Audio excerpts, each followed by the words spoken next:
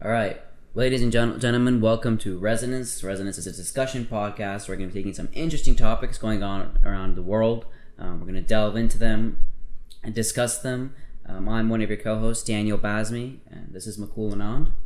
Yeah, Daniel and I are both going to be juniors this fall, and hopefully we're just going to interview some people, and our first guest is Samir Epanopoulos. So we're going to be interviewing people, talk about their high school experiences, the smile too much. Interview them, talk about their high school experiences, tell some funny stories. We're going to laugh. We hope you laugh along the way too. Let's get right into it. So, Samir Epanopoulos, tell us a little about yourself. So, as I said, I'm Samir. I'm also a rising junior. I'm here with these two bozos trying to do a podcast, but no, I am also a avid debater, just like Makul and Daniel. I have part of numerous clubs and activities like UNICEF Club. I'm part of the ACOM Foundation and do volunteering in that. I've led numerous webinars and I'm a participant in a global record for India, having a 24-hour webinar. I also have my own interview kind of a website. It's called Successview.org, where I interview successful Are you plugging people. it in? Yeah, I'm gonna plug my stuff on your stuff. Yeah. That would be $15, by the way. $15, bro. You still owe me $15 for almost copywriting Bosnia Speaks. Don't forget about that. Well, I didn't do it. Okay, good point. But yeah, Successview.org, where I interview successful people and ask them what their meaning of success is to share to the world. So that's a little bit about me. All right. I don't know if you mentioned. Did you mention your Boy Scouts? Oh yeah, I am an Eagle Scout. I'm an Eagle Scout. I've been doing Boy Scouts since I was in 3rd grade, and I just got my Eagle Scout like 2 months ago. So can you tell us a little bit what Eagle Scout is? I know Scouts kind of has like a bad rep. It's kind of like, oh yeah, here's this nerdy kid that wants to go out into the woods and have fun. But Scouts is really just like a brotherhood thing. It's just a lot of guys having fun with each other, and now there's also girls. But there's just a lot of fun with each other, really bonding together, and just learning with your friends and experiencing the world. And you basically just learn life skills, survival skills, anything you really need to know to move forward in the world, and just bonding anyway. So once you've achieved a certain rank, after you've completed certain achievements, like pretty big achievements actually, like volunteer hours and doing a certain number of those, or helping, learning an about interrogation. You can relax, slow down. Buddy, damn, bro. Success. Sit back, relax. Success really takes that. I'm not even joking. This is a discussion podcast. We're just relaxing here. So I'm an Eagle Scout. That's basically what it is. Okay, but would you say there's a rivalry between Girl Scouts and Boy Scouts? Nah. You don't think there's no rivalry? Because think about it, bro. Girl Scouts and Boy Scouts are like two different things. They're supposed to have the same kind of purpose, but they don't. Right. Have you ever heard of a Star Scout? No. I've never heard of a Star Scout either. That's what I'm saying. So there's definitely is like that reputation threshold that Girl Scouts. It's just like it doesn't seem to be for the public, and Eagle Scouts seem to be more. But that's just something, and I feel like that's also partly the reason why Boy Scouts integrated, or Girl Scouts integrated their system into Boy Scouts as well. So that can have that kind of impact too. Girl Scouts, don't they make more money? Girl Scouts? I know there's a lot more Girl Scout cookies than there are Yes, that's also like a main thing, because Boy Scouts, I don't think you guys know this, but Boy Scouts, they sell popcorn, don't they? They sell popcorn. Yeah, I know. But this popcorn is like, who wants popcorn? You can get caramel corn from TJ Maxx for like a couple of bucks. But like Girl Scout cookies, Thin Mints, like those peanut butter cookies, whatever they are, right? You refrigerate Thin Mints and all that stuff. So my favorite's the coconut ones. Those donut ones, those are really good. But yeah, that is also probably the reason. It's just like, they know what the consumers want. They want cookies. We live in America. Everyone's fat. Yeah.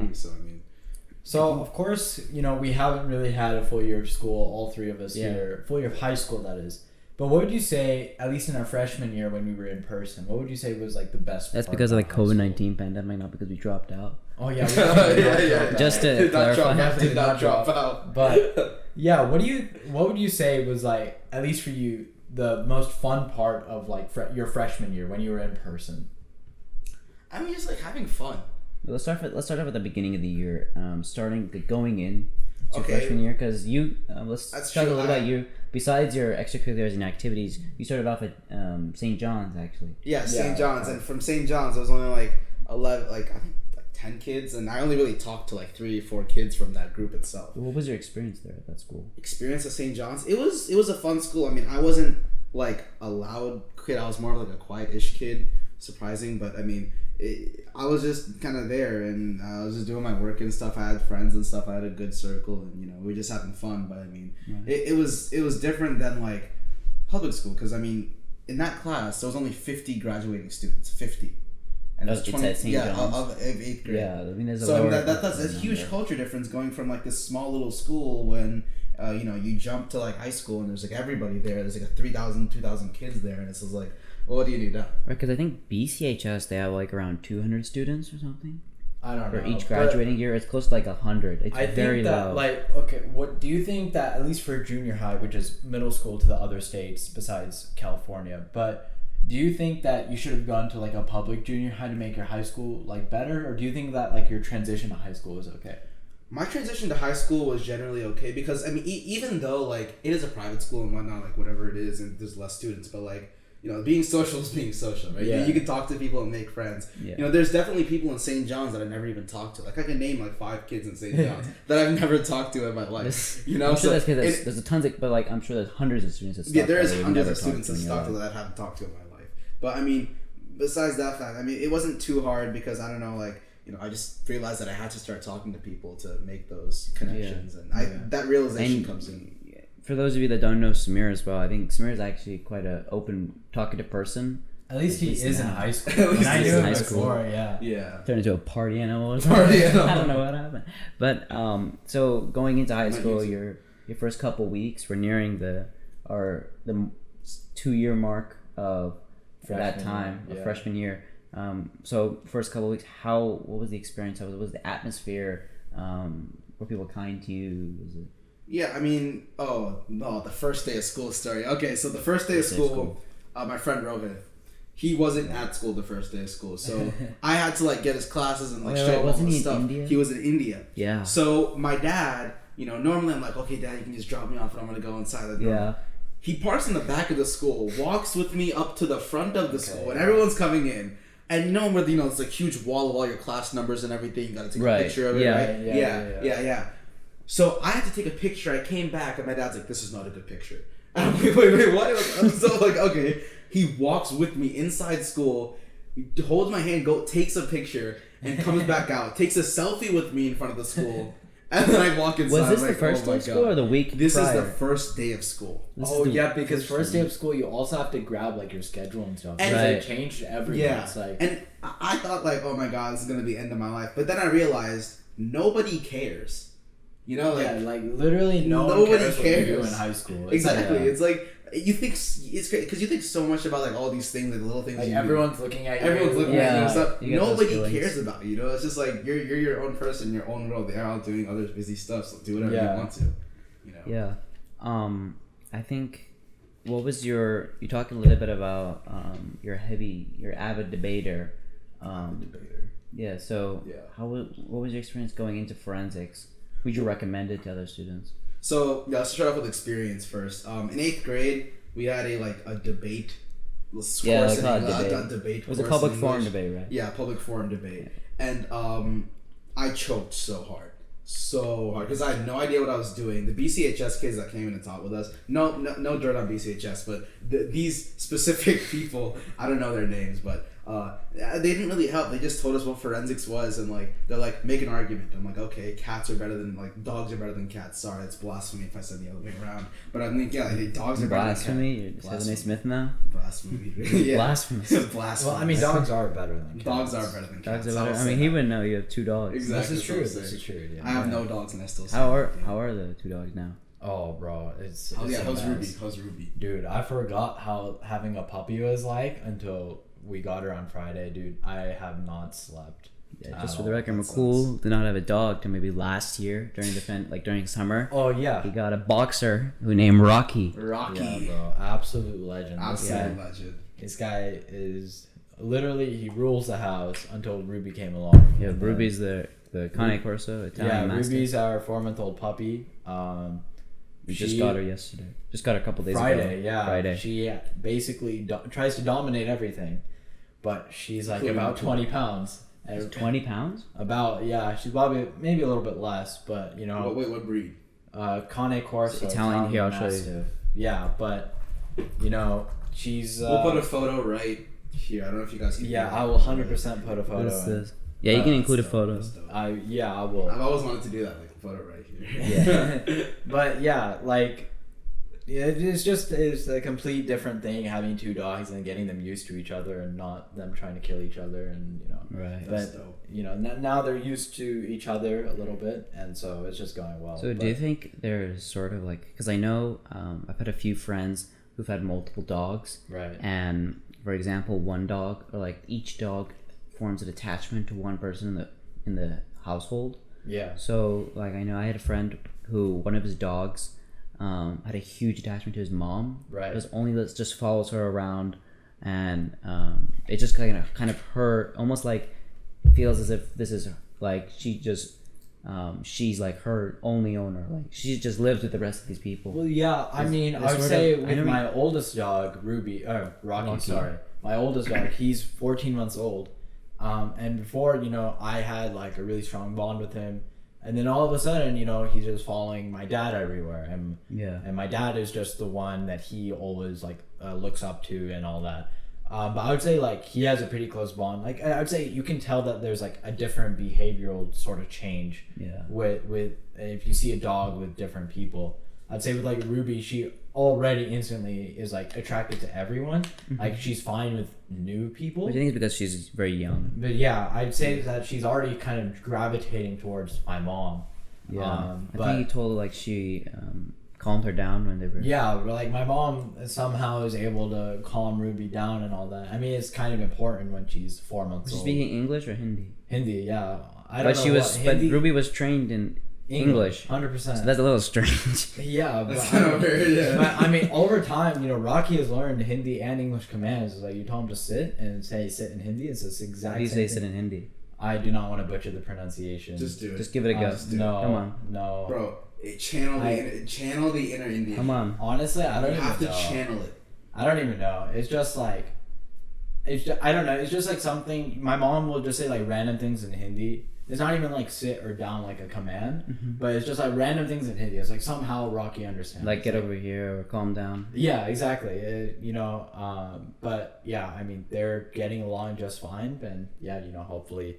Yeah. Nothing too bad happens yet. But back to the avid debater. Yeah. So, yeah, back to the avid debater. So you're aptly dubbed the king of BS. The king of BS, yeah. Can you explain that story? So explain that story. Well, first start off with your intro to just forensics. Intro to forensics. And we'll get to that. Yeah, that story. True. Yeah, you guys gotta like guide me through this. I forget where I'm at. Okay, right. So.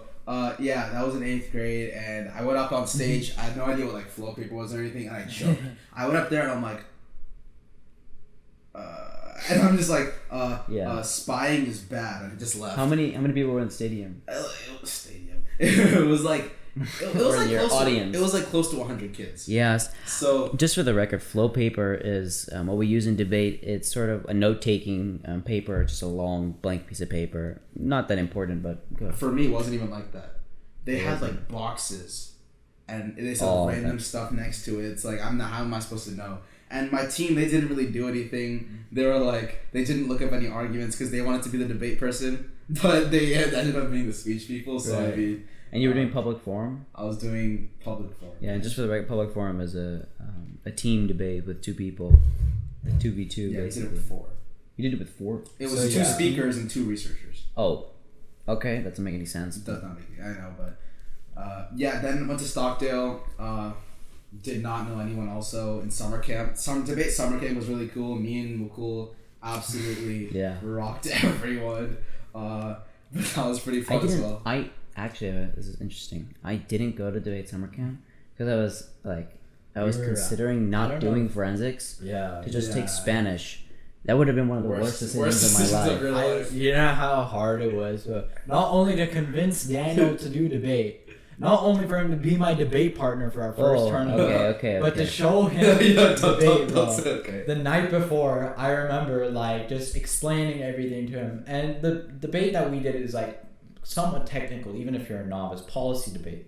But we had a blast our freshman year. Like, Yeah. we did super well. The thing is, I think you forgot the part. Like, I asked if you want to be my partner, and you said, you said no, no. But then you said if you. So then, we're doing these like practice like fun debates as like a original. I remember we were doing the you have to team together a dinosaur and a president. Yeah. This is like So a TV drama, bro. I remember I did. Will you be my partner? No. But Daniel, no. But I did, and you said if I won, then you'll be partners with me. Because Samir and I clapped at it. Yeah, It's so- collapsed at summer school. I remember I'm not gonna mention who I debated, but I managed. So they also had the same. I chose a Tyrannosaurus Rex and George Washington, I remember that, yeah. and they also had. I was debating. It was 1v2 actually, and they also had the same dinosaur. We were just debating the presidents. I was just like, George Washington's a mastermind.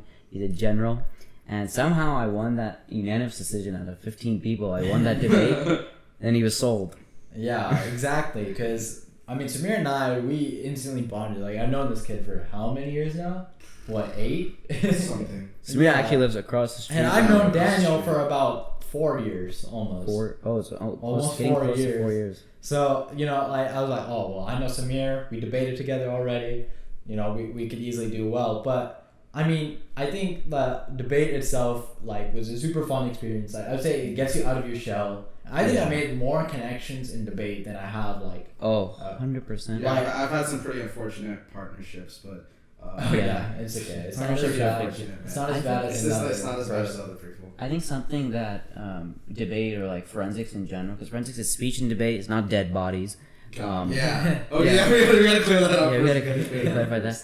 The thing is, if I know a lot of people, they're unsure of forensics, that go, oh well, I'm not great at public speaking, but that's like the number one reason to get into forensics, because it helps you so much at public speaking. Even if you do speech, like, it just. I mean, in my opinion, it helps your confidence a lot, and like it's way easier to find like your group of people in high school. Like for me, luckily, I went to a big junior high with Daniel. That's where I met Daniel.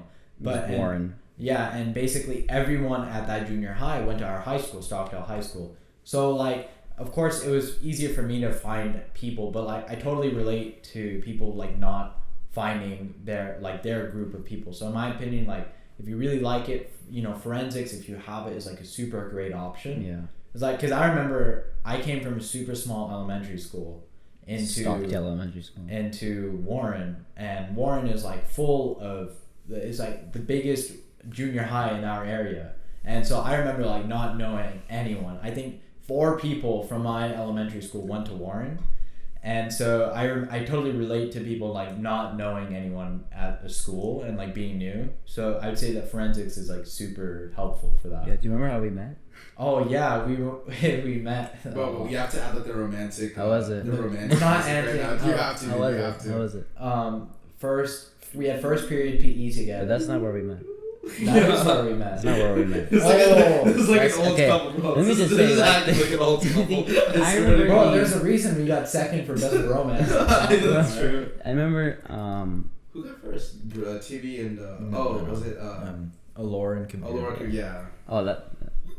I think because I remember hearing your name for the first time. I remember Mr. Garber, the PE teacher. He pronounced it Mick Cool. Yeah. I literally thought your name was spelled M lowercase c and then just COOL. I was like, what? Mick Cool? But then Alex, my friend from my elementary school, I've known him for almost 12 years now. But he introduced me to Daniel. Somehow Alex. That's not we met either. We met and we had second period science together. Oh yeah, and I just kept. I was sitting next to sitting next to Rashid every day, and like for the first week of school, we could decide where we're gonna sit. And then one day, this kid randomly takes Rashid's chair. I'm like, bro. And then he just starts talking about Apple Watches. Yeah, that's how we became friends. Yeah, that's how we became friends, because Daniel had an Apple Watch, I had an Apple Watch. We were immediately friends. Yeah, so if you want to become friends with someone, have an Apple Watch. I know. That's 100% sarcasm. You do not need an Apple Watch. You do not need an Apple Watch to make friends. Apple Watch to make friends. Oh, that's but yeah. Yeah, Apple community is real. Yeah. Apple community is real. It definitely is. Hey man, I made friends with the Samsung. You can't say anything. But no, I remember debate summer camp. I didn't even have a phone. And we had to like talk through Google Hangouts. Google Hangouts. And he wasn't even responding. I had to tell my mom to text your mom to tell you to respond to me. My mom told my dad and told me to get to me. I know, that was like, but we did. I think that was like really fun. I think freshman year, I think for both of us, it was really fun. I think freshman year was really fun. I mean, I think like. But freshman year is like the only year we've been on campus. Like. Well, I mean, no, but like sophomore year, we could do whatever we want because we only had school till like 1 p.m. That's a good point. Yeah, but at the same time, we weren't in person, so I think sophomore year would have been a lot more fun. But freshman year was crazy. Freshman year was the Santa Barbara trip. Santa Barbara trip. Oh my god, that was such a good trip. Let's talk about. We have to get to the Santa Barbara trip, but before we get there, we have to finish this forensics. This forensics thing. So okay, starting off, I know we all met. Someone who was very interesting that got us hyped about forensics. I think all the freshman boys. All the freshman boys. So, you want to go into who that was? Yeah, Tiberius Khan. Tiberius. That's the first time I've heard that since freshman year. Yeah, exactly. I used to call him. I still call him Tiberius. Okay, Tiberius Hernandez. Tiberius Hernandez. He used to have like this really like orange backpack in the summer camp. I'm like, dang, this guy's pretty ecstatic. He'd be like, I don't know, cool guy to chill with. He just loves orange. Yeah, he just loves orange, and like he's a really active social person. So I mean, he was really easy to like cling to. I'd say is like he's. Did you say easy to cling to? I mean, yeah, like everyone remember freshman year, like everyone wanted to be Tiberius. Yeah, because he's like the coolest person on campus. Like if you were smart and you were in friends, everyone was like Tiberius, bro. It was like because he's like the most charismatic person. Like, TV, if you're watching, we love you. All three of us. But yeah, I mean, he's like I think he also made freshman year pretty fun because like that's how we knew about everything else. Like all the clubs, like all sports dates. You know, like all of that was like we found out through like making connections in like forensics and especially with Tiberius. And Tiberius was a senior at the time, so even like getting into forensics, kind of because before I don't think I'd really had before high school. I never really talked to anyone below or above my grade level, and then once you get into high school, like just clubs in general, you start kind of mentoring younger class, like people like freshmen or sophomores. My mentor never showed up. My mentor never. But I think that like, and then you start talking, communicating with upperclassmen like Ishan Brar. We started talking to. I think that I think high school itself is just like figuring out like who you are kind of because like everyone's like, oh yeah, but I'm like the same person that I was in 8th grade, and it was like you really aren't. Like I'm not even the same person that I was in freshman year. No, but it's like when you look back at these things, it's like you realize that high school like kind of basically makes you who you are. Right. And it's like figuring out what you like in high school is like gonna set you up for life, I guess. That's true. But anyway, back to the King of BS story. So let's start off with the let's go into your first tournament going into it with your partner. What were you doing? My partner, you don't have to name your partner, but so my partner was he knows who he is. But so my first partner, we went into it, and our first debate was against another couple of freshmen as well, and I don't know. I was in my bag. I don't know how to describe it. I was just like talking. I remember I asked this a really impactful question, and like I don't know, like I was like screaming at the end, and the other person was just like sitting still. Mm-hmm. I'm like, dude, I would want like every single debate. Like I want that moment to happen, like every single time, right? The moment when you know you won. Like you know you won. We lost that round. That's how most debates go. That's how most debates go. Like. I don't know. I guess the judge didn't like how passionate I was or something, but like that was the first debate. Too much aggression. There's no aggression in this with the. So, how would you say your first tournament was as a whole? Like, I hate to keep talking about debate, but Daniel it was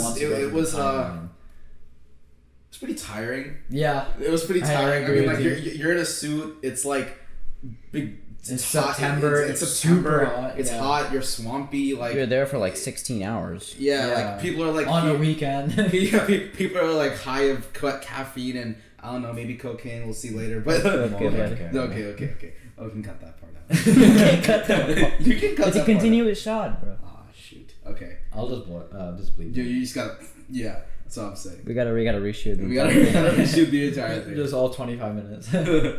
25 minutes. But nah, like, yeah, but people are just like, they're low energy, high energy, let's keep it that way. And like, you know, there's this food going around and you gotta run around to your next round. Everyone's rushing to like the next seatings and whatnot. It's energetic, it's tiring, it's like a mix of emotions. And you were doing policy debate. Policy, we were all freshmen, all of us were freshmen doing policy debate. We were all doing the same thing, same cases. Second round, second round, the people cheated. They used a map. Oh. We don't want to mention them, but BCHS team. BCHS team. I know some of you are watching. They used a map and then like they cheated and stuff. They used a map in your second round. In my second round. And they wanted to call us out for cheating. Yeah, because we'll get to that story. We'll get to that story later, but like, yeah. I mean, get to that story later. This is the same time. That's true. So I think at this time we were all debating policy, and the topic was, for at least in policy debate, we just started talking about U.S. policy and what they should do. And this was an international topic, talking about arms sales to other countries. And our specific, in that time, we were in JV, and the case was focused on Saudi Arabia, reducing arms sales to Saudi Arabia. And those are the team that they went against their second round. We went against in our final, though. I mean, as JV, we only have 3 rounds. Yeah. And which doesn't sound like a lot, but when you're a freshman, 3 90-minute rounds, almost 2 hours. It's about 6 hours of debate, and it's like that whole like nerve. You're on edge the entire time. So your debate coaches, shout out to Mrs. Huddleston. Shout out to Mrs. Huddleston. Best debate coach in the country. Best teacher.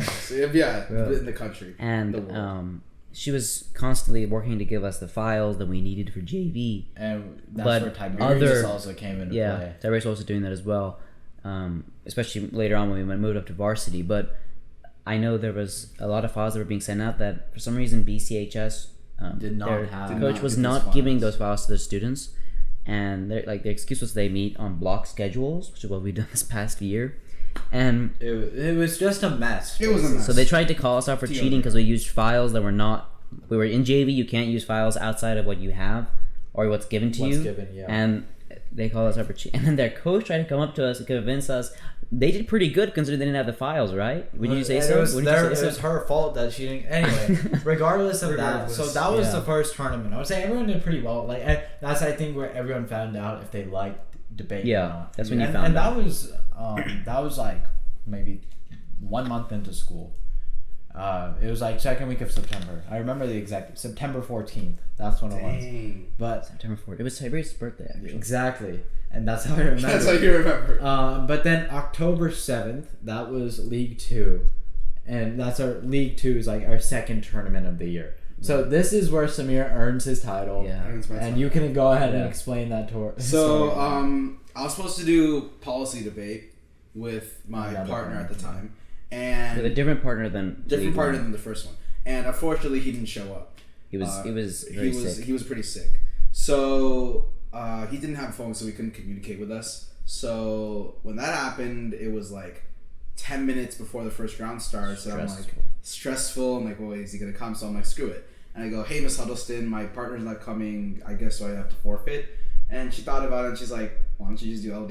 I'm like, what's LD? So I'm like, what's LD? And she's like, okay, it's just policy, but make it philosophical. And it's also a solo debate. Which is what you needed at the moment. But it's also like something to talk about. Like you have to register for a tournament within like 2 weeks in advance. Yeah. Right? So these kind of like last minute thing, this was crazy. And on top of that, before each debate tournament, you have to prepare immensely. Yeah, so you didn't have anything.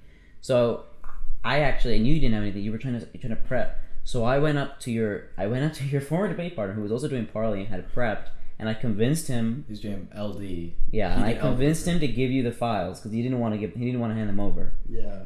And I finally convinced it, and I gave you the papers. I'm like, okay, you sit down and just studying. Now, what happened at the end of the tournament? So at the end of the tournament, I get through all my rounds. Don't know what I'm talking about. It was about standardized like testing, like racial bias on it. So I just say something all 3 rounds. And the final round, I start like yelling at the judge. Turns out that judge was my partner in the first debate's brother. So, And that's the same guy who gave him his research. The same guy gave me his research. And so, end of the time, I want to put him first place in JVLD. Which is pretty. I don't know, but that's how you earn the title. That's how I earned the first place. Because that's basically huge celebration. And that was probably he scored better in that tournament than we've ever done. That's in true. our Yeah. So moral of the story: if your former debate partners have to be an upperclassman brother that does debate, and you have to get research from someone. And it has to be last minute. Okay. Yeah, but I mean, I'd say that like that kind of wraps up our whole like freshman year. You know, like basically. Obviously we have like a lot more stories. That's just the beginning. But like the overall theme is we have no idea what we're doing. These guys were first freshman team to be on varsity in that same tournament. But I feel like that wraps up the whole theme of freshman year. Is like you don't know what you're doing. It's like even as the year went on, I would say like when second semester hit and like COVID hit, I was like, bro, what am I doing? Finals. The first finals was insane. Like studying overnight and stressing over meaningless grades. Meaningful grades, but meaningless grades. Listen to the same.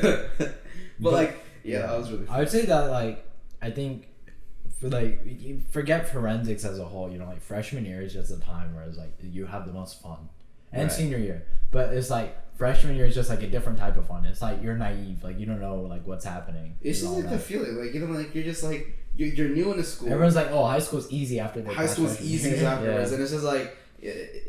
It's just an experience of meeting new people. You've never seen these people in your lives. Exactly. You know, like, just connecting. This is like I look back now. I'm like, dang, that's how a relationship like stretches out. Or like relationship with like not a relationship like that, but you know, like a connection with somebody. You know, like it just stretches out like that period of time. You see how it evolves. You know, and that was like the coolest thing. New experiences and like different things like that. That's probably the best thing. Talking about Tiberius, he introduced us to Model United Nations (MUN). Which, according to him, these are pretty nerdy stuff. According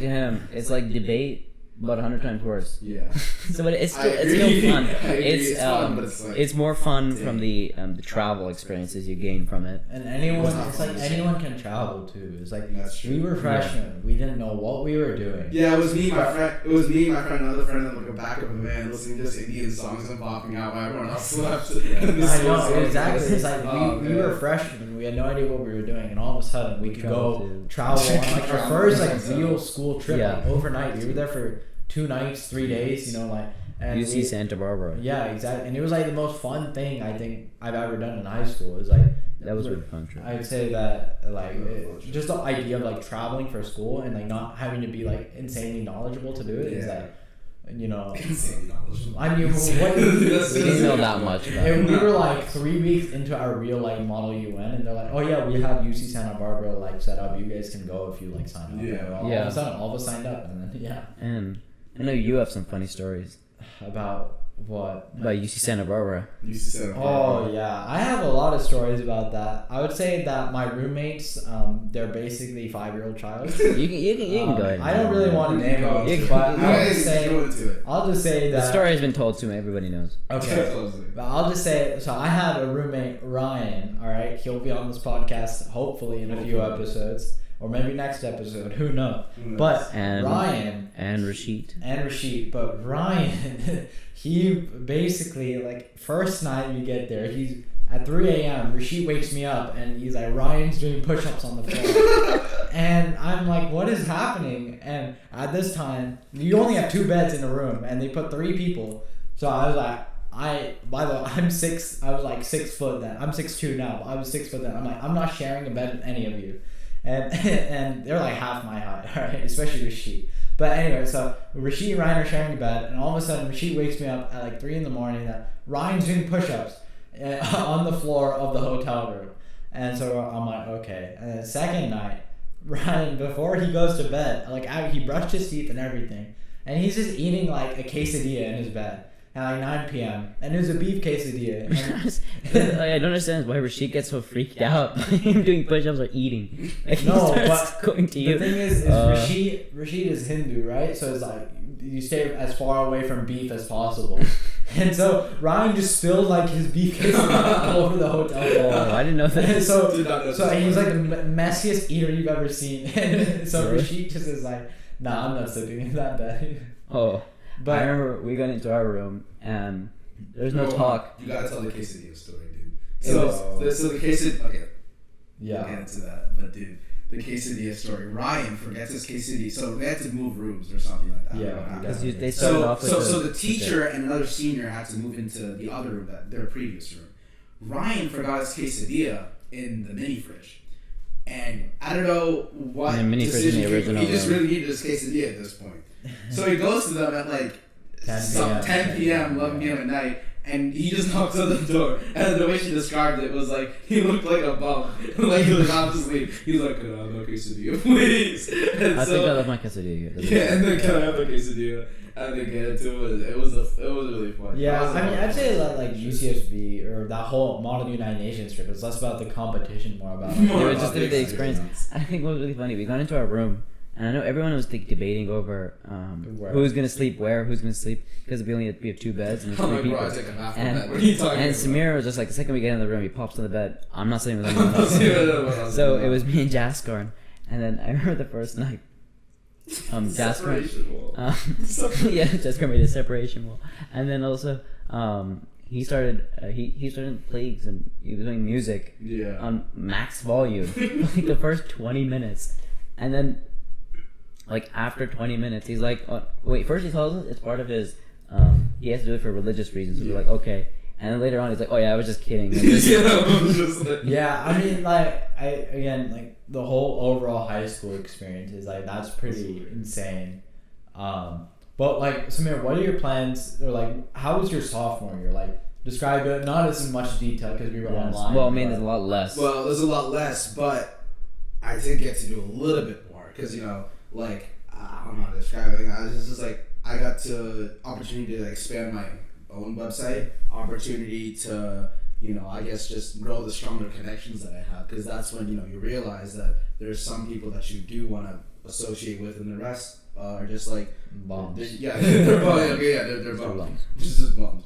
Yeah, but it's Samir like Monopoly. The it's rest, Monopoly. the people you want to stay with, the rest are bums. The rest are bums. Exactly. You Yeah. gotta quote that. But that's copyright if you guys use that. just so you know. But I'm gonna say this Not entire wrong. episode is I feel like I I feel like having an online year like realizes that like you only have a few like close friends in high Really school. few, It's like a handful at most, and like the rest are just bums, bro. Like they don't really care about you or anything. Like Yeah. that. But like, yeah, that was one. I don't know. I've just been through like multiple. I feel like everyone's just been through like those like multiple like mood swings. Up like, and down, Like up and yeah. down. Like My oh, you're whole depressed. year- Like you're depressed. Oh, you have confidence again, and you're depressed. You have confidence. Like it's just like an up and down cycle. It's really tiring. But like then that it was like that time when. Do you feel like that the up and downs were caused of like the idea of COVID or just like the online Just like like isolation? like the isolation, because it's Yeah. like you're in your room all day, you're sitting in your chair, like Like you're on just Zoom. scrolling through Insta or whatever Yeah. and whatnot. Like for like sometimes you do that for like an entire week. I used to do that for like an entire week one time, and I realized like, what am I doing? Like I actually feel horrible. Towards the beginning, or like in the beginning of the sophomore year, like this is when COVID-19 hit. Like, I think Or, like, none of us really estimated just- how bad it was. Gonna yeah, we get. didn't. Well, I remember the last day of. It was the last day of He school. loves this story. It was the last day of school. I said, Samir, we should probably, because his dad was picking us up to take us home, because we live right across the street. Oh, last day of freshman year. Yeah. Last day of yeah, freshman. yeah, I mean, yeah. it was not the official last day, but it was Last day. the last day in person. When they said like we have 2 Wait, weeks. And when they said we yeah. were gonna be gone for 2 weeks, and I said, Samir, we should probably say bye to everyone, just because this will. I was like, I'm pretty sure this might be the last. This might be the last day of freshman year. We won't see them until sophomore year. And then Samir was like, no, we'll be back in 2 weeks. Yeah, And bro, I'm like, let's just what get do home. you mean? Samir was like, no, I gotta Corona, what go. is I don't know this? what he had to do. Go home, use the restroom or something like. You were just, let's go home. Let's go. I'm going home. And then so we left, and then I remember, we haven't gone back We haven't since. gone back since. I remember first time- April was really rough. April At least was for pretty me, rough. April was really rough. Like the Yeah. first few weeks in it, like March 17th was the date, our last day of school. Like beginning of April, I was like so done. I was like, Well, too- it was fun Okay. at first. It was, Yeah, it was for fun me. at It was first. like I say for the first 2 weeks it was like freedom, but then Yeah. April hit and I was like, I can't do this anymore. No. And then you get used to it because everyone just wants to go back into Dude, my school. mood completely changed in quarantine after New Year's because some of my cousins came down and they got Right. stuck here. Exactly. But like, wow, because we had a really good time. Not gonna specify what but we had a really good time. Okay. Okay, it was nothing bad, chill. But we had like a really, really good time. It was just like Yeah, it was seeing just, family, being right? together, right? Right, Yeah, right. we went hiking. We like worked together. Like we did everything. Yeah, exactly. Right, and it's just like, oh wow, like I finally can associate with just, like people like, for one exactly. time. People during the day. outside of your own family. Right, yeah, and it's just like, and then after they left, I was like, oh, okay, that's fine. But then I still have some of my cousins here, and they're actually moving here now. But and then they left, and I guess that's when everything like started like climbing uphill. Like I started seeing my friends more, talking to them more, starting more FaceTimes, right? And like then when I figured out one of my friends could drive, I'm like, oh shoot, you can drive. But like let's look at sleepover, and we just like spent all night just driving around. I think that's what you do a lot of the time. You just to get past the time. Exactly. Like I think figuring out like that, at least because with my parents, it was like you have to wear your mask in the cars. Like, that's true. Even if it's your family, you have to wear a mask. Like I would say that kind of like inhibits you. Yeah, especially the beginning of COVID. Like, I don't even remember it, but I just remember it was like my dad was super strict on it. And being like the kids of doctors as well, because my mom makes rounds and everything. Right, exactly. Like, she does her rounds and like she has to come to the back door and go into the shower like there and through right. Yeah, I remember when first because I know in the very beginning hit like crazy. Because our moms work in the same. Yeah, they had to go and see COVID and patients. There was a patient that they had both seen that they thought was patient zero in Bakersfield for a moment in Kern Medical. You're right. Yeah, you were telling me this story. And because they test positive, but they tested positive for the old version of COVID-19. But at the time, it went as both. So for a moment, they were both going to be quarantined for 30 days. Yeah. That was pretty scary. So yeah, my dad I remember that because I remember like my mom was telling me that. I was like, maybe like some people have been like exposed to COVID and all that. But I would say that like I think COVID as a whole kind of like just completely like destroyed all the fun moments in freshman year. Yeah, it was like we were so close to like finishing our high school and like going into the summer, like our first summer as high school. Everyone had plans and all that. Mm-hmm. But I remember like just the news that like we weren't gonna go back. It was just like, super rough. We were gonna go to Washington. Happened to be the same time. Yeah, we everyone had travel plans and like we had travel Hawaii, dude. Like, exactly. yeah. Like, everyone had so many plans, and I think like it's not just high schoolers; it's just everyone in general. But I remember as like a high schooler myself, especially first year, it's like what is happening? You felt super disconnected, and you felt like I remember I was starting to feel like because in like all the social skills you gain, I feel like you started to lose. I got the isolation. Oh my god! I mean, like all the skills I built up from like, because I told you guys I wasn't like talkative kid in like St. John's, right? Mm-hmm. So like all like the skills I built up in Stockdale, like just the openness, like they always like depleted. And I was like this like really awkward kid that couldn't keep a conversation for more than like 5 minutes. I remember right? like I just did not want to like I just respond. I didn't want to talk to anyone, respond to anyone. No one responded to me, right? And it was just like now. It's just like, oh, okay, so I can just do this again. Well, surprisingly, for the beginning, we were playing Fortnite. That was like talk.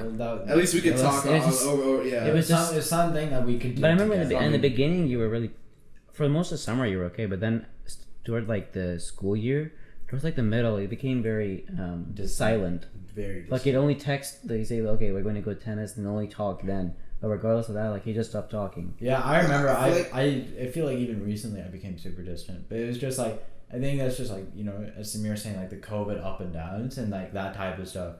But I think it wasn't even like COVID anymore. It's just I was so sick and tired of it. Yeah. I had the opportunity. I wanted to go back so badly. End of April, our school finally opened. Yeah. And my parents were just like no, and I was like. At that point, I was like the one like glimmer of hope I had to like go back and see everyone. I was just so done. Well, I mean, I didn't really mind not going back because from what I heard, you had like a routine. I think everyone had like a routine. Like I had to stay home. I was like taking care of my dog and all those things. But it was just like just that I kind of wanted to go back and even for one day, it was like go and see everyone. Yeah, right. That was just. But and then we started having like those, we had the birthday party, our summer party, and then that sort of thing kind of like brought it back, I guess. Not really, because it was like a few hours and then you were. I mean, gone. I mean, I feel like everyone that's watching this at this point, some point in like I don't know the next week or something, like they've also like had that point where it's just like I don't want to talk to anyone. I'm not really interested in talking to anyone. It's just like oh okay, I'm here, I'm just existing. Whatever it is, just go on my phone or whatever. Also, I think you feel like that. especially in COVID, like your insecurities about like what. I think like for me at least, I've always been like super. I guess it's just an Indian culture, right? It's like everyone's so focused on college. Yeah. It's like, and you see like like this person started like some sort of company, and like it's like everyone started podcasts. It's like who's starting a besides Sean was starting a podcast. Like I'm not gonna name them, right? But it's like you feel like everyone like doing like so many projects. It's like, what am I doing? Especially in like COVID, everything just hits you so much more. Have you started that blog? Yeah, but like that was just like out of genuine like interest, but that wasn't because of like COVID or anything. It's just like Marquez Brownlee inspiration. I was just like super bored, you know. And I think like I think boredom kind of like if you are too bored for too long, it's like then it spirals. You down get into other Is Stockdale? Because I know right now, I mean, in 6 weeks, it doesn't feel like we're gonna be fully be able to not wear masks. We're not. I feel like we're gonna have to wear a mask. We're gonna have to wear. I'm fine. I'm fine with having to wear masks and going to school. It doesn't really affect me though. I don't know. At first, I was like, it'd be interesting. I thought by the time, because we just saw by the time we go back into sophomore year at the beginning, but now I feel like by the time we go back into junior year, we're going to like this mask stuff is going to be gone. But the problem is you're going to such a big workload too. It's like your junior year is your hardest year of high school, and we've only gone through what half a year of freshmen. Well, a little over half. But it's like all of them are like joke. It's like they're joke. All of them are like joke classes. Like you don't actually do anything in freshman year. It's like academics wise. Yeah. So it's like it scares me personally because it's like sophomore year.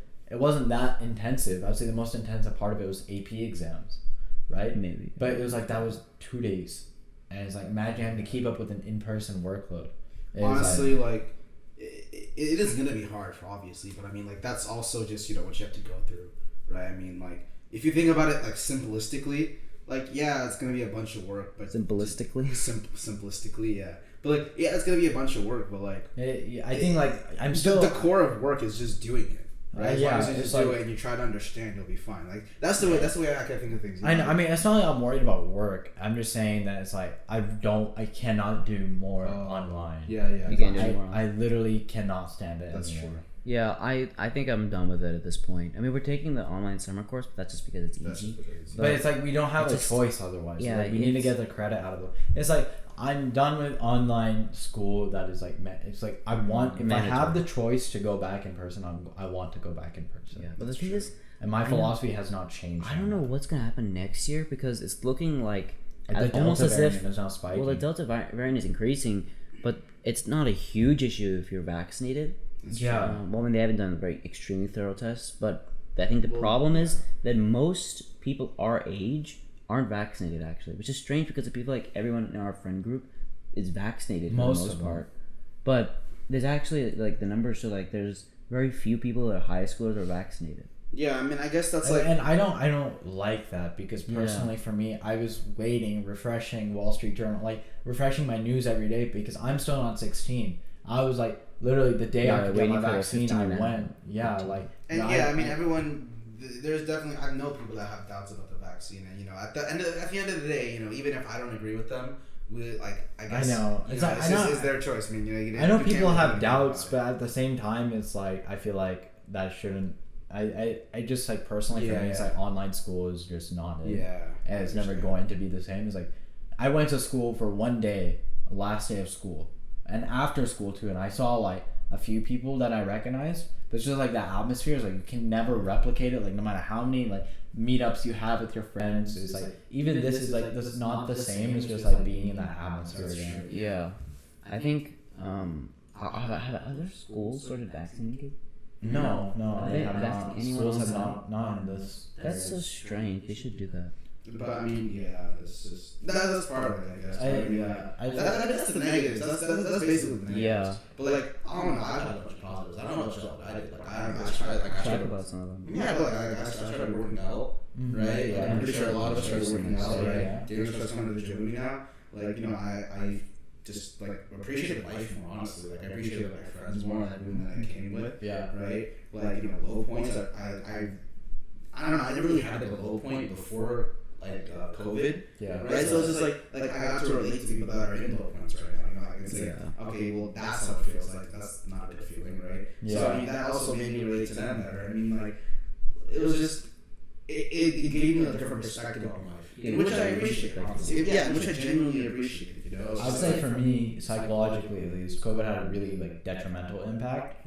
I would say like physically, like I remember in May, like after April, like I was biking probably 20 miles in a day, just like 20 miles in a day. I was like, I was out for so long, and especially here it's like 100 degrees in May. Yeah. I was biking like so. I did not want to like get back into my house. I was so done with everything. Yeah. But being outside was really helpful. I mean, the biking thing. I was like super. Me and my friends we used to go like mountain biking with trails and whatnot. That was probably the best part about it. You know, like going outside. That's a bonus, and then working out is another bonus. Yeah. I think the problem is just because like for us living in Bakersfield, the weather it doesn't allow. Like I think now even. The weather doesn't allow for us to do a lot outside. Like, yeah, I mean, I totally agree. 10 degrees. Like, literally today, I was going to go play tennis at 9 a.m. And I stepped out for 1 second and I almost baked to death. Like, yeah, it's just, it's so hot that it makes it, you have to, like, and look you know for what's really things to do. interesting? Bakersfield summers, like California summers, are like nowhere else in the world. Like, because I'm telling you, like, I live in the East Coast, right? A New York summer is like, it's hot. But it's a different type of hot. It's humid. It's like humid. I don't know how to describe it. You know? Today it's kind of like. I mean, it depends on the burn where you live, but like East Coast summers in general, they don't cross 90. They do not cross 90. Right? But their hot is different. Like, they're hot. It's a different type of hot. Florida has a different hot than California. But it's like here, right? It's like the dry heat is fine. Dry heat is a little bit better. Actually. Yeah, it's a little. There, I mean, in the city, it's like hot. You're sweating. There's not enough places that I think the problem is we don't have enough. The air quality also worse than the east, and the lack of rain. It just makes it. Everything is like the conditions are made to be just the worst possible. It's legit the armpit of California. Exactly. That's the nickname for Bakersfield, the armpit of California. Like you ever like someone be like, like online debates. Oh my god, I was talking with like people before the round, and they're like, where are you? Like, I'm from Chino Hills. I'm from Santa Barbara. I'm from Bakersfield. And they're like, where's that? I'm like, okay. They're like, I thought Bakersfield was like a little bit more known in California at least, right? But I guess not. It's like selling on. I've talked to people in San Diego. They're like, don't you live with 100 people in your town? I'm like, no, it's like it's a few million. Yeah, it's like no, it's half a million. It's half a million. Yeah, 500. But it's like oh, do you guys have like one store or something? Like no, dude. I know that's what it. I mean, that's what I like. Look where you live, dude. Yeah, but I mean, it's whatever. I would say that like, COVID itself is just like here at least it really sucked. Well, yeah, like with the Alabama, California. We don't get any. We don't get any wind. We don't get much wind. There's no wind, no rain. It's like everything else is just amplified here. It's like you can't really do much. Yeah. I was starting to bike very often. Yeah. But then you bought an electric bike, started shooting on the electric bike. Well, no, he bikes 20 miles. No, well, I mean, you put in the same amount of effort. It's just going 2-3 top speed if it's yeah. But well, because that was starting to get a little bit better. Because then once it started to get hot, it's a little harder to ride on the bike. It's harder to do everything when it's hot. Yeah. But then now it's too hot to even stand outside. You can't even go for a walk. I know. Imagine me when I have 2 large dogs that need exercise. I have to sit outside. It's like, how does Rocky fare with the heat? He does not. I mean, he just pants a lot. Like he has a lot of water. I mean, he does well because he lived here for almost a year. That's the point. Right. Ruby has. Ruby came from San Francisco. Which is Santa Rosa, which is like a rural part of San Francisco. It's like Northern California. What was the temperature over there when you went? Like when I went, it was close to 90 degrees, but that was because of the heat wave, right? But it was like usually there is like max 80. Oh, she's gonna have to adapt to that too. And I mean, yeah, it was like Rocky came from Glendale. That's where the breeder was. But he was very young. He came at 8 weeks old. Ruby's 4 months old. So, yeah, I mean, it's just like differences. You know, it's like I guess COVID as a whole just kind of messes people up. I think. Not the disease, but like the whole. Like, obviously the effect of the. Yeah, I mean, of course, COVID is like a really dangerous thing, but it's like I'm talking mentally, psychologically. Even if you don't test positive, it's like you're still messed up after COVID. Yeah, that's true. I mean, I feel like all of us are a shell of something that we used to be. right? I mean, I don't know. I feel like we're Yeah. nothing Yeah, like I something totally that we agree. were. Like, I mean, I don't know if that's just like being more mature or something. But Yeah. like, you know, you think of all the immature things we did as like an 8th grader or a freshman, and now you think Shooting of your like phone. just shooting my phone with an airsoft gun. Like, Are you ready to tell that story to the public? I will tell that story. So I was a Samsung Your guy. dad might watch this. If he watches this, We're like lost, man. That's, Just that's give him a like fake name. Just give him a fake You just name. can't find the channel. It's like, yeah, that's what I'm saying. So it's like, yeah, so I had a Samsung phone, and I was just being stupid. with my friend, and I'm like, okay, dude, Samsung is so much better than Apple, right? So much better than Apple. And This was he's your like, opportunity No, to it's not. I'm like, this is my opportunity. Like, bro, watch this. So it was a gas revolver, CO2 power revolver, and I put it right up next to like a wood thing. I'm like, yo, watch this. I shoot it point blank, middle of the Point screen. blank. Point blank, whatever, dude. Middle of the screen, and it shatters. The screen shatters. There's like a hole in my phone. I turn it on. I Does not remember, turn on. and you just brought it to our debate summers camp before. Yeah. And you were just like, guys, look at my Oh phone. my God. It was even during geometry we were doing it. Summer. He was like, he came along. He was like, hey, go along with the story, okay?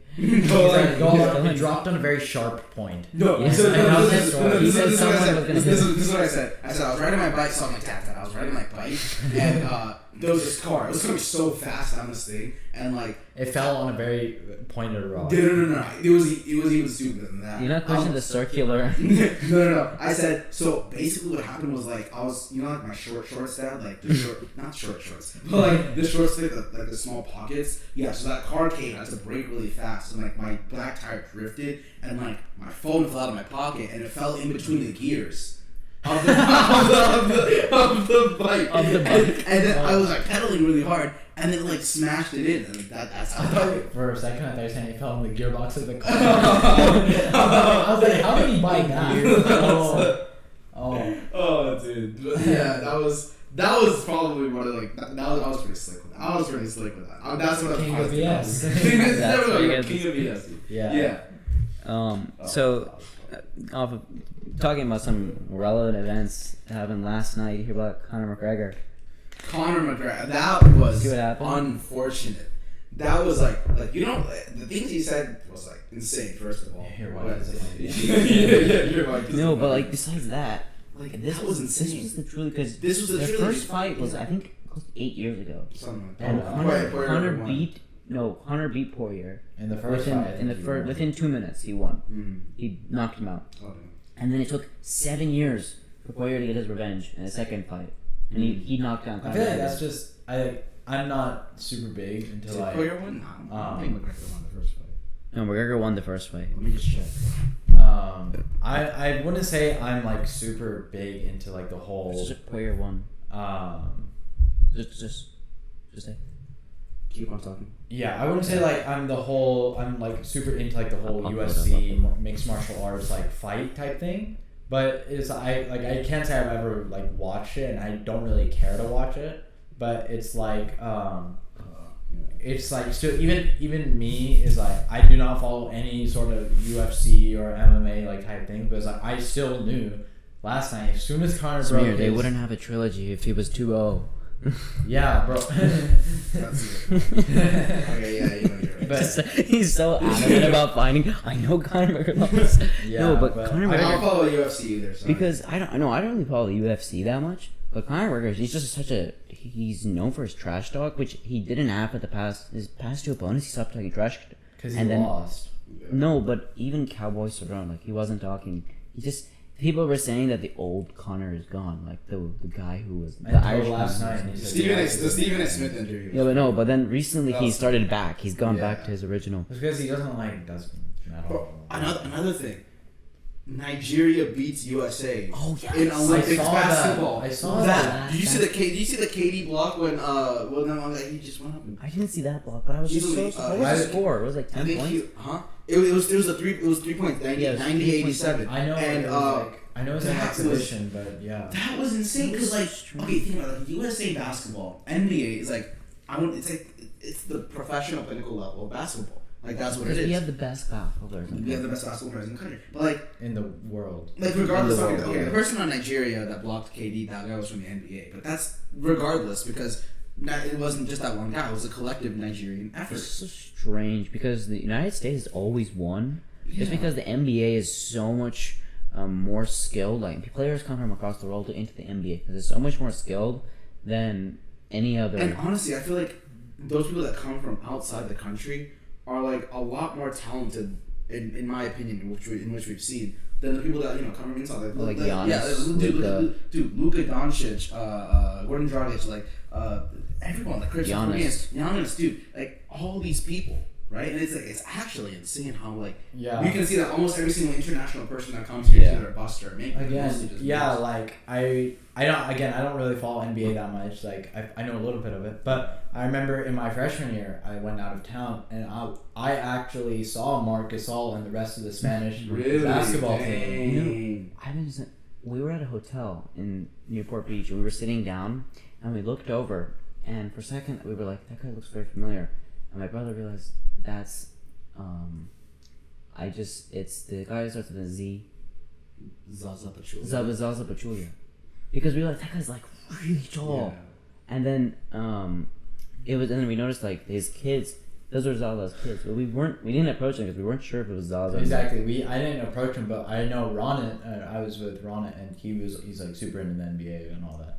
But we were at the hotel together, and he's like, "That's Marc Gasol." So I went to a cricket, like a Legends cricket game in like with Sachin Tendulkar and all those guys in LA. Yeah. And a bunch of people went to the Ritz Carlton. That's where they're staying. A bunch of people went to the Ritz, and they were like trying to take pictures of everyone. I got a few signatures, but more importantly, I saw the Detroit Pistons bad boys from the NBA. That was okay. Isaiah Thomas wasn't with them, but who was there?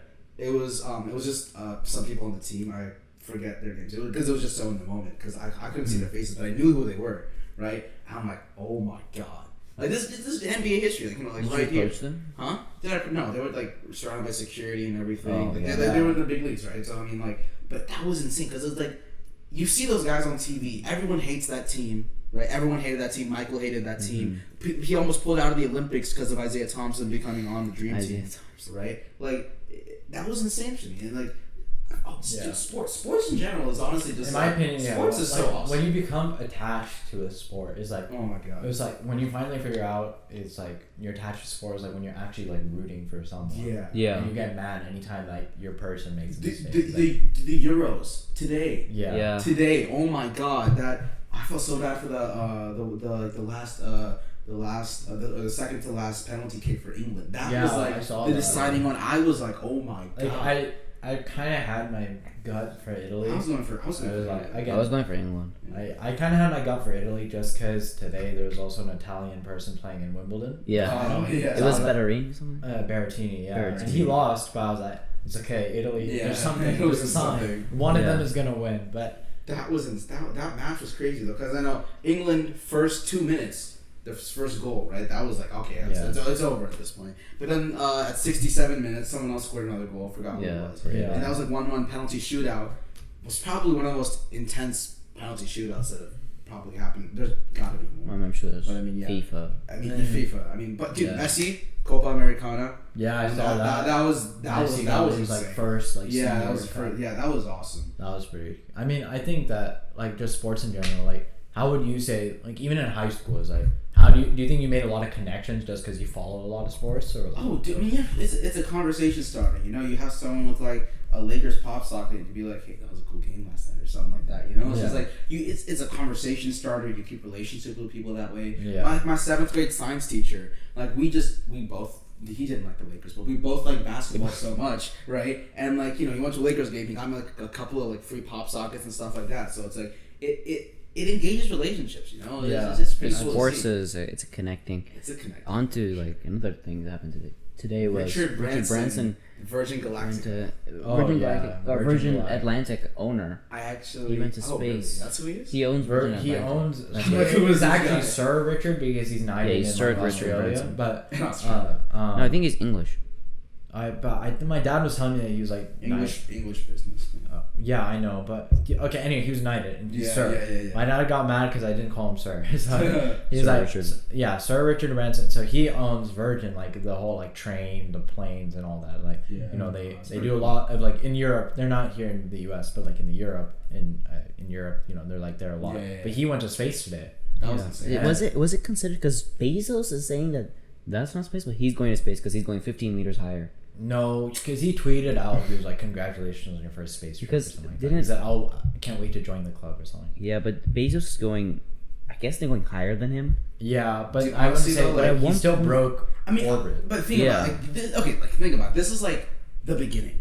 This is like the first of the first, right? This is $250,000. $250,000. I mean, it's still insane.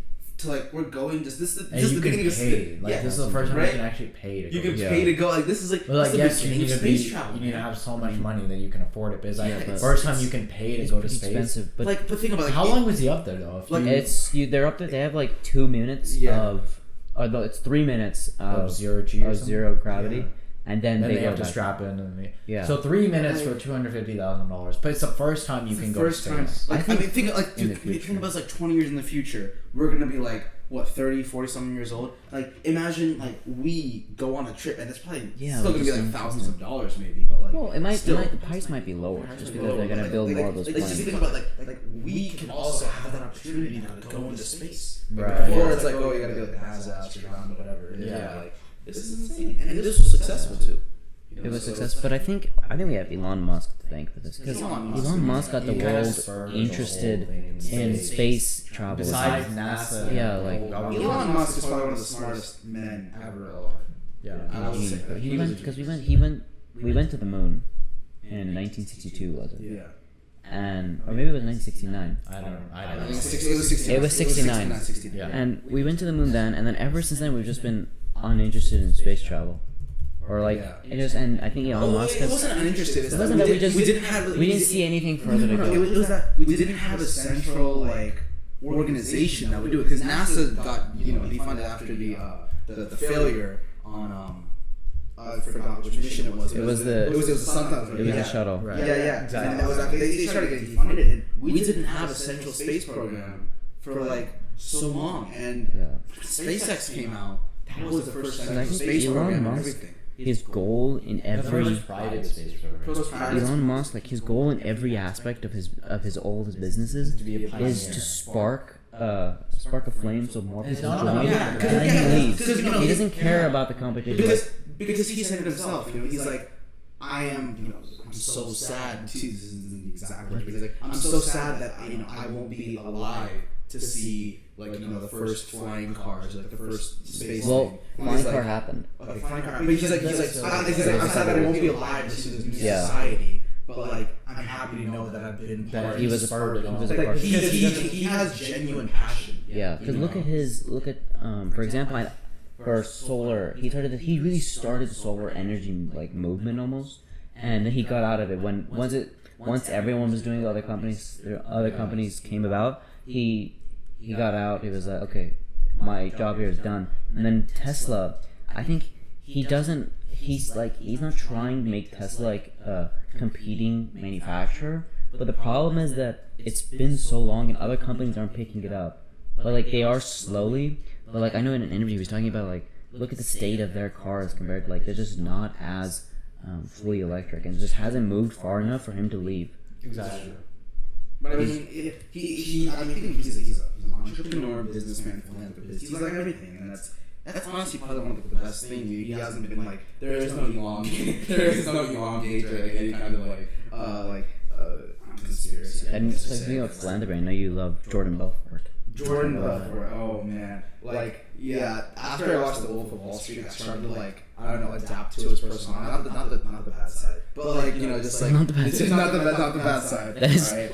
well, I mean, I don't That's think we should one mention the side, movie right? focuses on his. I think the movie focuses on his bad side. But I thought it was really baller when he That it was baller. Baller. I'm gonna say baller. When he helped produce when he helped Leonardo DiCaprio with the movie. Was part of the That's movie just kinda and then crazy. sued the movie. So That was he got money strange. in the double money. After the movie came out, he sued the production company because for some random It reason. was the And funniest thing. Scorsese responded, "This movie's the only way they ever made legitimate money and fame." Yeah. Like, But like, man, that was. I've that heard the was story funny. so many times before from you It's guys. just- yeah. It's the most funny thing. Yeah. have you seen some of his performance in there?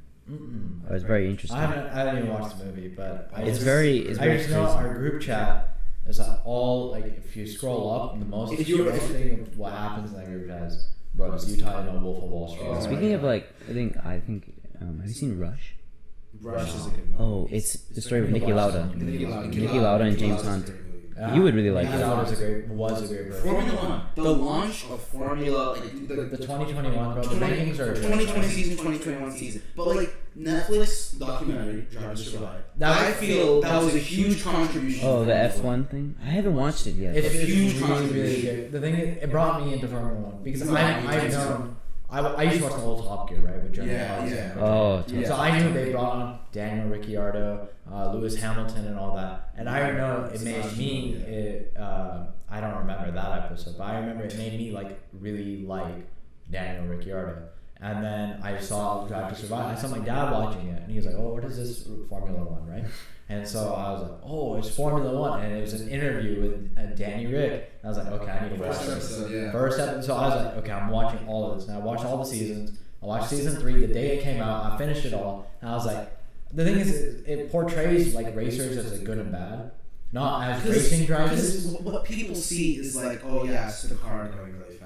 I think that's what Rush goes into too. But, It like, goes into but that was a different time. But This- now look at the season. It's Lewis Hamilton, but at this point the car This is is the championship. yeah he's losing right now. He's in second place, but it's because of the car. It's not because he's lacking skill. Yeah. I mean, okay, and Drive to Survive was like, I'm gonna watch it like 4 months ago. How many seasons is It's it? 3 seasons, but I finished in like a week. It's so enticing. Like Yeah. it shows you Only like 20 minutes episodes. It shows you the ins and outs, the ups and downs. It's like we were talking about ups and downs yeah. of It COVID. gives you a personal Yeah. connection to the lives of that. It's like you can tell it's still an interview, but it's like they talk about like how they're losing money, they're losing this sponsor and all that. Yeah. It's like they started in 2018, 2019, 2020, and then now they're doing 2021 this season. So I'm curious to see how it'll be. But it's like Netflix it makes it so dramatic. Yeah. It's like that. That's why it's like. I mean, it did now, have and like I a realize drama. that I watch Formula One and like I know the ins and outs. That like, Yeah. some drivers really hate Netflix because of that. Max Verstappen really hates it because he's like always portrayed as the villain. That's true. He was always true. Mhm. Like Lance I Stroll, think you should they watch it. always made Lance Stroll look like a complete idiot. He is. They made him. I'm not gonna okay. go on my personal opinion about F1 But drivers. he's a talented driver. I'll say He that. is He has talented. some promise. But I don't He's know- not like Nicholas Latifi. You know. Like, But it's like like no, but it's like compared to what he did, right? It's like he ousted. So he was partners with Perez, yeah. and he's never. And you would take Vettel, and Perez over Stroll and Vettel. But no, his dad owns owns the whole team. It's like you can't oust him because otherwise you have no money. That's Same true. with Mazepin, bro. Like I haven't watched. I don't know too much about Formula One. Have you seen Top Gear Grand Tour? Oh, the Grand Tour. Yeah. I I know know Grand Tour. I know Jeremy Clarkson hates F1 right now. Jeremy He Clarkson. doesn't like it. You know, he said, Daniel sent me this. He said, oh, McCool sent me this actually. I sent He it said, over yeah. to this, He yeah. said, you know, there's people hate, you know, strategies of pit driving, whatever it is. He said, they want to see dirty driving.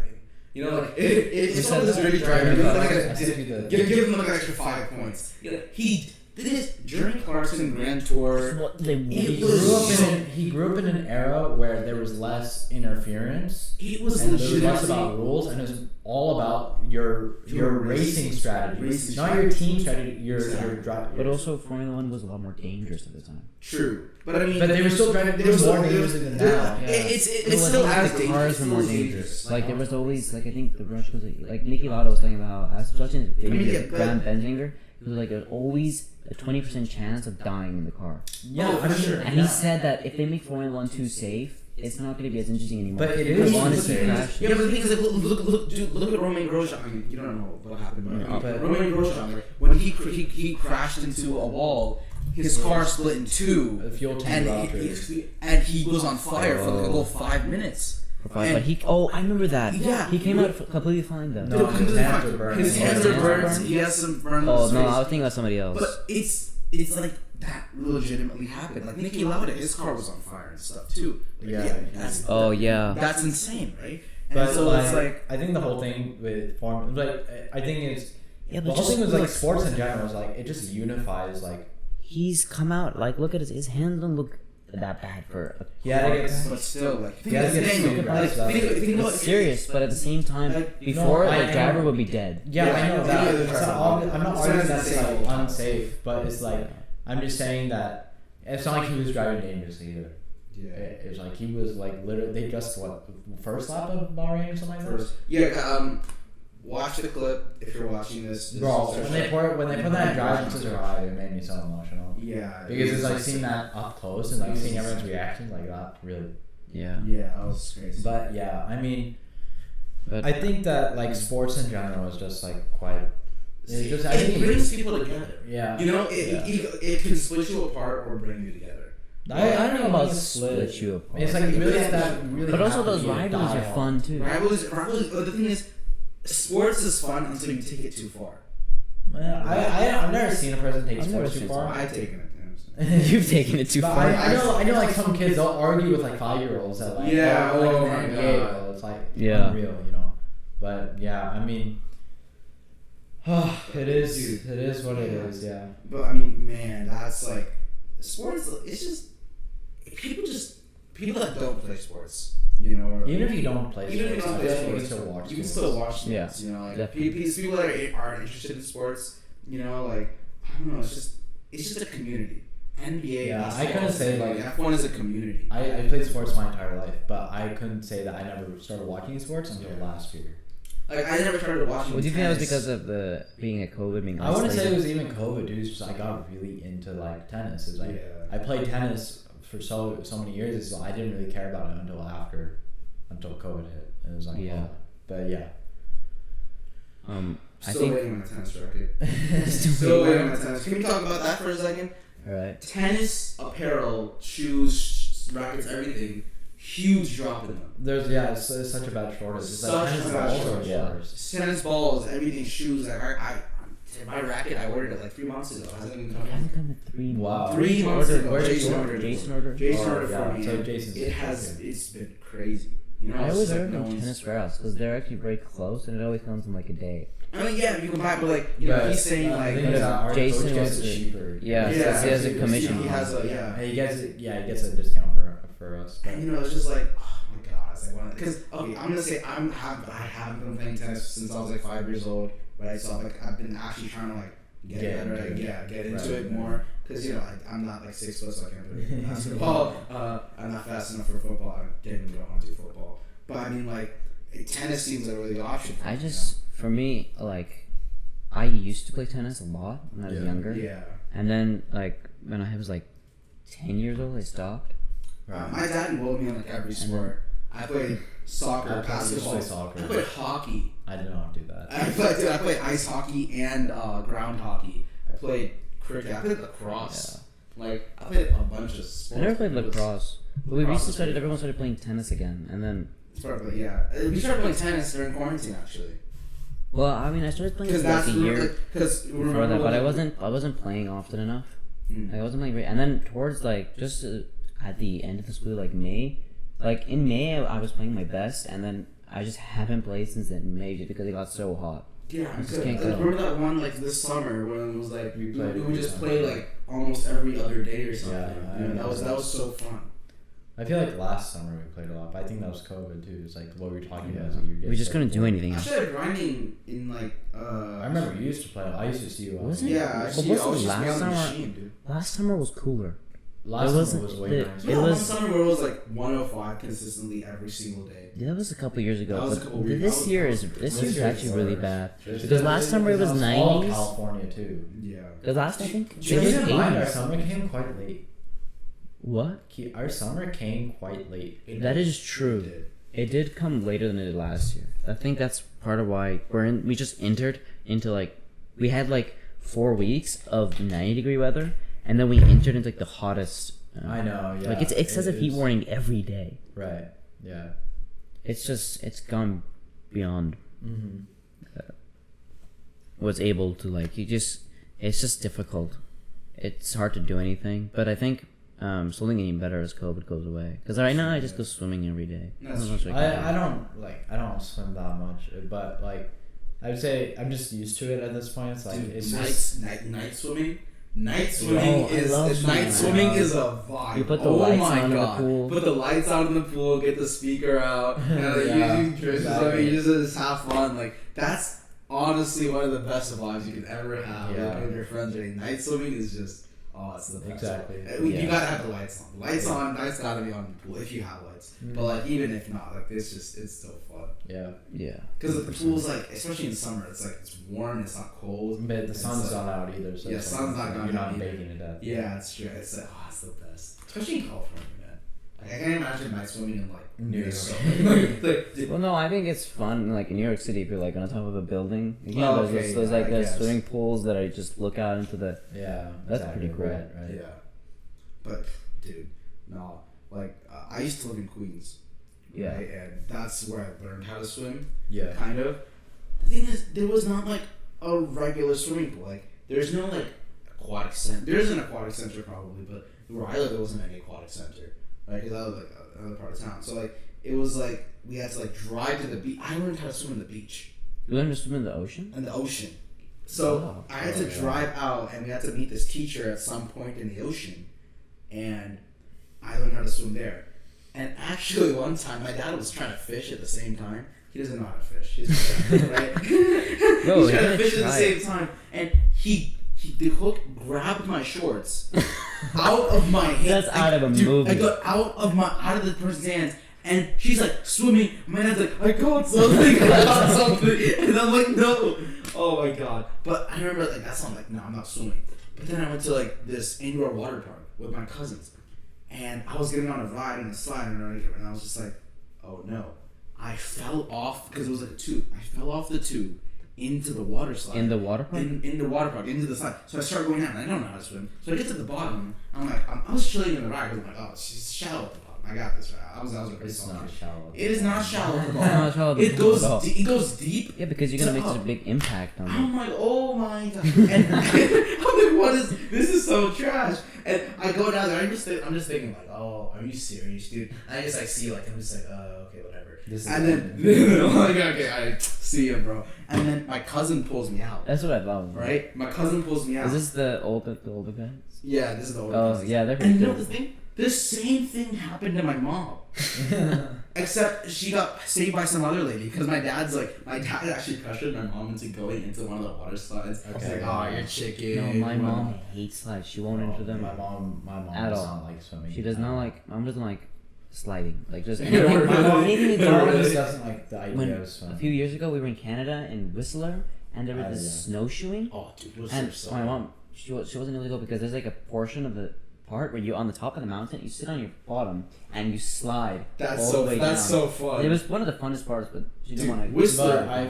But I feel like sports in general just kind of like I think it depends on like the culture of like your parents. Yeah. Because like for me personally, it's like my dad. Well, I can tell my dad this. He does not like the fact that I don't swim anymore. He hates the fact that I don't golf. But he's like, at least you're doing a sport. And same with my mom. Like my mom hates the fact that I don't swim anymore. But she's like, at least you're like playing tennis. But Do you swim in your pool? well, I'm just talking about like swimming competitively. I know competitively, but do you go in your pool? Not much. It's because like when it's like Whenever you need to save Rocky, you have to. Does Yeah. Rocky know how to swim? no, he just doesn't like water. Oh, he won't go in. Because I heard that's probably because when he was young he had that bad experience. Yeah, he fell in. Because I heard with the dog, you have to make sure their first experience with water, Is really if you good. want it, you have to be really good. If their Like first he hates experience is bad, bathtubs. the rest of their life they just won't go in water. But it's like our other dog Ruby is like she's fearless. Like across, we have a hot tub and a pool, and there's like a ledge. So she'll just walk right across the ledge. But Rocky is scared out of his mind. He won't even go up on that part of it. Oh my god, my brother. He The doesn't. amount of times we have to save him from the pool. Did he fall in? He always falls in. I've never fallen into the pool. I've never fallen in. One time I really wanted to go, so I fell in on purpose. No, I mean like I I wouldn't was say- like, whoa. It's like swimming is like you jump in, you shake off like the chills, right? It's like, but then what do you do?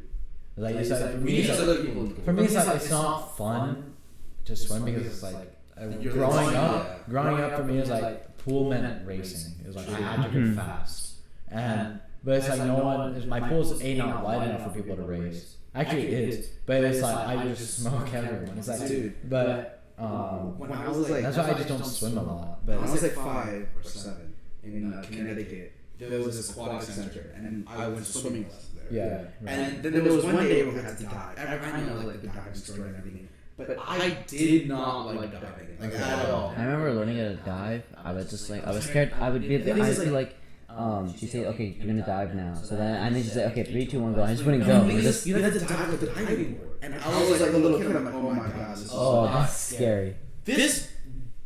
This teacher, I hated her. She tricked me so bad. She put the pool in the middle. She's like right here. She's like, okay, you jump on this, you get it, and you float. Understand? So I'm like, okay. I You're gonna dive onto the no, like I didn't know because I'm not gonna dive. I was like 5. So I on the diving board, I jump, and she pulls the pool noodle away.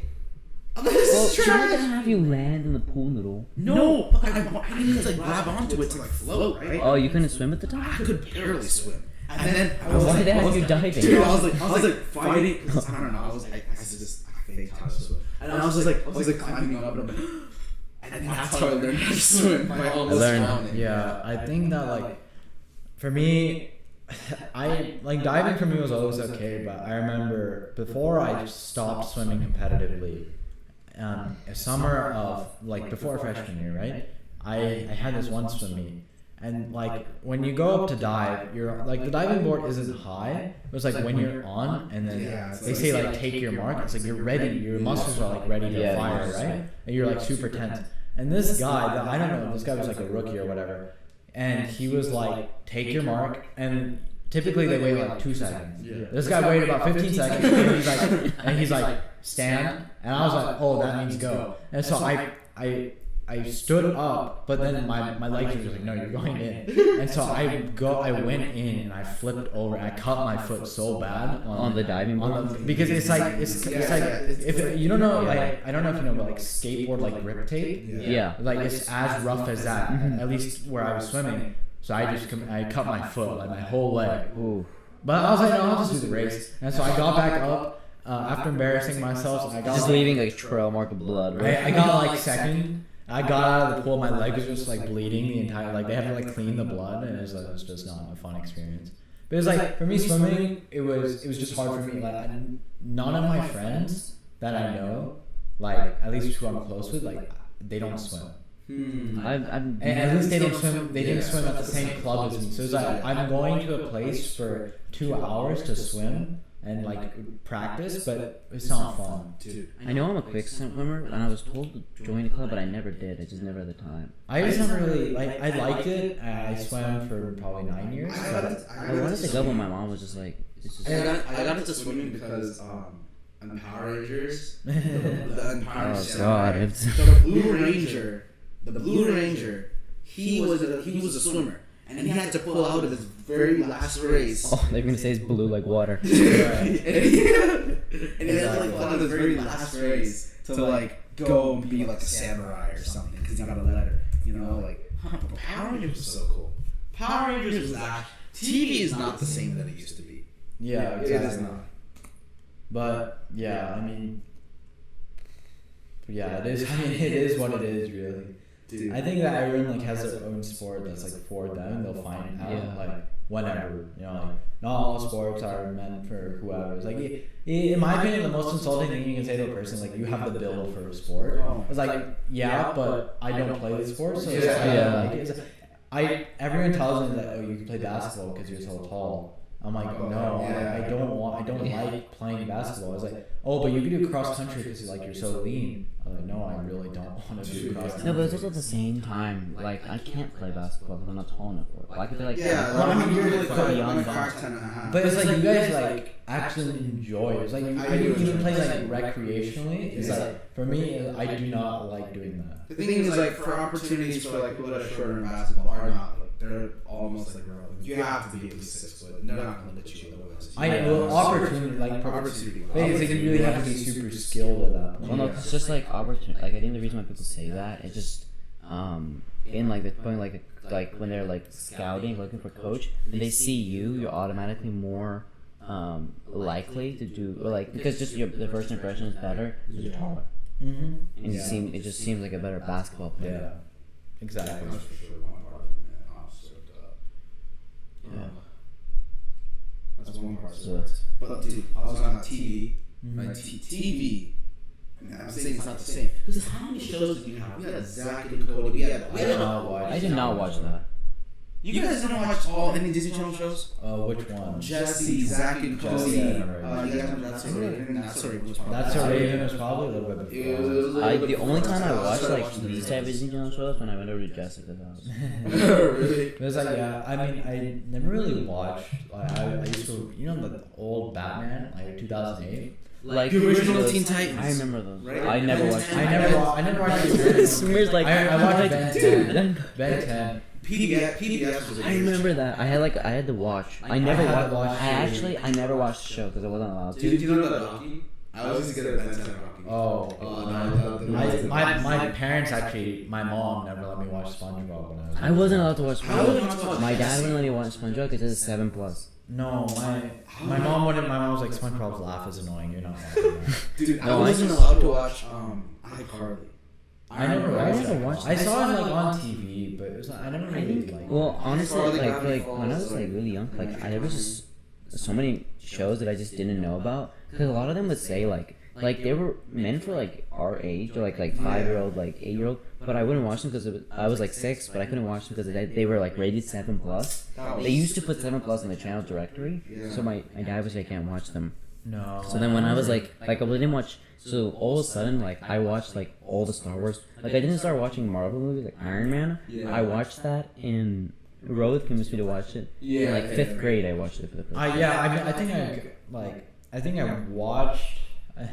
Funny enough, I watched Avengers, the 2012 Avengers at Aditya's house. But we never really paid attention to it. In 2012. Yeah, we were like really young. I was 7, but I don't know, but like we didn't really pay attention to it. But it was like I think that was, I used to, I don't know, but I think like the whole movie thing in general is like the ratings don't actually matter. Speaking of like I know Marvel, like a 5-year-old, like when I was, oh wow, so he's like, when I was like, okay wait, so he's about 7 years younger than me.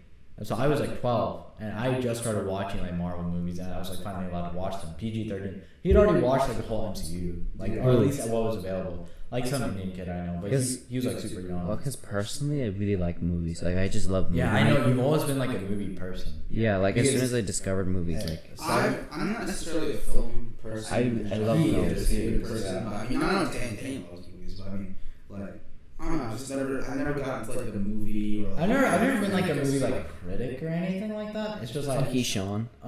yeah, it's like I've never really like I just watch movies, and if I enjoy them, then I might rewatch them in a few months or maybe a year. But it's like if I don't, then it's just like okay, I'm not watching this again. That's true. But I never really What TV shows? The, Like recently, not. You know, I mean, I never really watched any. I'd say when I first discovered like that Netflix was a thing, and my parents, I figured out the password. I would say that like I started watching Arrow and The Flash, and it was like when you're a kid, you think like that they're super good. And it's like then you rewatch like some of the episodes, you're like, why did I watch? Well, this? like First few because seasons of The Flash. I didn't understand what like a TV show. I knew what TV shows were. I know because I To never me, really TV shows were like grew- Disney Channel for some For reason. me, I never really grew up watching a lot of TV. I used to watch Tom and Jerry. I watched Curious George. I also It taught me Curious so George. many life lessons. I Still use it. But I remember I watched the old Tom and Jerry, not the new one that they just started like rerunning, but it's like Yeah. the 1960s like Yeah, OG yeah. cartoons. I watched the Pink Panther. I did not watch that, but I watched Tom and Jerry. Wildcats, Cyberspace. I did Martha not- Speaks. Did not watch Dog with a that. Blog. Charlie. The Dog with a Blog. I That haven't sounds seen familiar. it. Good, good luck, It sounds very Charlie. familiar. Martha Good Luck Speaks. Charlie, I Martha always- Speaks. You had to be very specific. To that. Good Luck Charlie, it would show after whatever Disney Channel show, so I never watched it. My dad used to let me watch American Dad when I was in What like that is. kindergarten. It's like this show. Heard of it. And it came on like Adult Swim on Cartoon Oh Network. my god. But like, that's funny. dude, it was the funniest thing because he didn't know what I was watching until like there was this one episode where like this kid starts like shooting everyone, and then my dad's like, "What?" And he just changed the channel. I'm like, what is this? I know like, this. "Dad, what happened?" I think like as a kid, I never really wanted to watch. Like I was just super into Legos. Like that was my whole Legos. thing. I never got into Legos. I still have like some of my old like Lego well, collection. my brother is really Legos. Yeah, But, but no, I know your brother's really into. I'm actually really into Legos, but for some reason, I don't know what it is. But like when I, like, I was always told, like, well, we have Legos at home. We can build those. Like the ones that are broken, build those. My brother, when he asked for Lego, oh, sure, let's get. I feel like that's the younger That's sister. the younger Yeah, sister. I don't know what it is. Bro, It was like I remember like I was very fortunate enough to get my own laptop in the 4th grade. But what? What laptop did you get? I had I a. got like it was like $150 laptop we got from Office Depot. I didn't have a new. I had an old laptop that was a dead battery. It was running Windows 8. I was like, because I got in the gate right, and it was like You did the laptop. Yeah, it was like $150. My dad was like, you can have one if you get into the gate program. So like I'm up to my grades. I did everything. I was like, and I actually started taking school like somewhat seriously. But I remember like just having that ownership. Somewhat, competition was too easy, man. I mean, my school was not as big or as competitive as your guys' elementary schools. Well, I think mine was probably the most competitive. Yeah, I mean, because you had all the Indians. Yeah. I mean, I would say AR. Let me say something. AR points, most competitive thing there was. Oh yeah. It was like the one thing that. It's like you got points for like reading a book and then taking like tests. Yeah. If you scored high on the test, then you get more points. I was always. I'm not gonna say who it was, but I was always number 2. Like I was like, and number 1 was like always 40 points above me. And I swear they were hacking. I knew it. I know they were hacking. Yeah, hacking like 4th grade. Hacking like 4th grade. They were taking tests during the weekends, going to okay. I know there was something going on, bro. The Indian mentality, there's something. Yeah. Not Indians in general. I feel like Indians in this area. In Reagan, which is this elementary school. Because I went there for a year, right? AR tests are so much harder there than they should be. I don't know what it is. I feel like it's yeah, the same program. It's the same. It's the same Was it program. not? Like just like taking them. Because I'll read a book. I don't know if my teacher just hated. I thought my teacher probably hated me. Okay, I swear to God, she was like, Miss Ross. If you're watching this, I'm calling her name. Oh my God. Mrs. Oh, Ross. God. I swear. Shut it down. Mute the mics. No, but no, dude, it was just like it was so like boring. You couldn't like access anyone. And, it was just like, whatever, man. Yeah, I mean, I think like I think that kind of fostered like my viewpoint when I got into junior high. Yeah. Because I came from a super small elementary school. All of a sudden I was surrounded by people who were, in 7th grade, they were already kind of like, oh yeah, I'm already like preparing for college and preparing for high school. Like, and then you're reminded of the fact that it's like, wait, am I like not doing enough? Yeah, you always feel like, I'm not doing. Oh, I'm not doing. I feel like that in high school too, but it's like less apparent. It's just because I don't surround myself with those people anymore.